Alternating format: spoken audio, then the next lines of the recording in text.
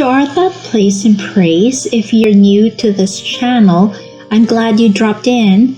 My name is Ginger, and in this episode, I'll show you how to create this collage using fabric. I've done several paper and mixed media collages in this channel, but this is the first time I'll try fabric. I decided to recycle an old canvas, so I've gone ahead and prepped the surface with thick coats of gesso. It isn't really necessary for me to do so, since I'll be covering this up with cloth anyway. But I applied gesso because this canvas came from from a friend of mine, and I wasn't sure if she'd mind if I publicly display her old painting in this video. Anyway, I have a huge bag of old clothes from when my teenage kids were still babies, and I cut those clothes into rectangles, which I plan to sew into a quilt. I didn't want to throw the offcuts from that project, so I gathered the scraps here for this owl collage. You'll see me use even the seams and pockets and elastic waistbands of the denim pants. Actually, anything can go into a collage, and the only important thing, the key, is that you have the right kind of glue to make sure the fabric pieces don't loosen up while you're working. At first, I used Beacon's fabric tack, which I spread on the project using a silicone color shaper, as you can see me do here. It's a good glue and grabs quickly, but I don't like the strong smell, and it's so stringy and quite messy to apply. So halfway through this project, I switched to Aleene's craft glue. It's tacky glue, which is more manageable and gets the job done just as well. Alright, in this video, I'll show you two different versions of this collage, just as a heads up. The first one has the plain look of just scraps of fabric being patched together. And you're already seeing me start with it. This is basically what it is. But in the second version, I'll add liquid glass, which is a kind of pouring medium that will give this canvas a laminated finish. I'll explain the process to you when we get to that stage later. But for now, just keep watching as I put this owl together.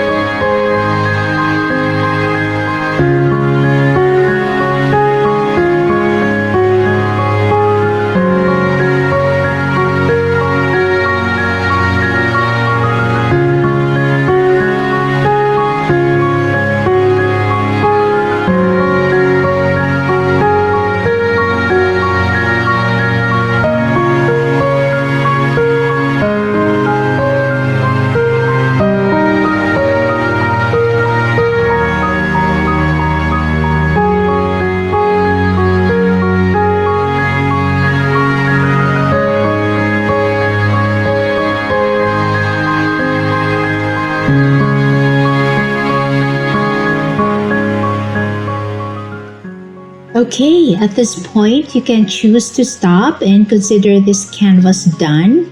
If you like the look of quilts, now this is it. I mean, the owl collage is finished.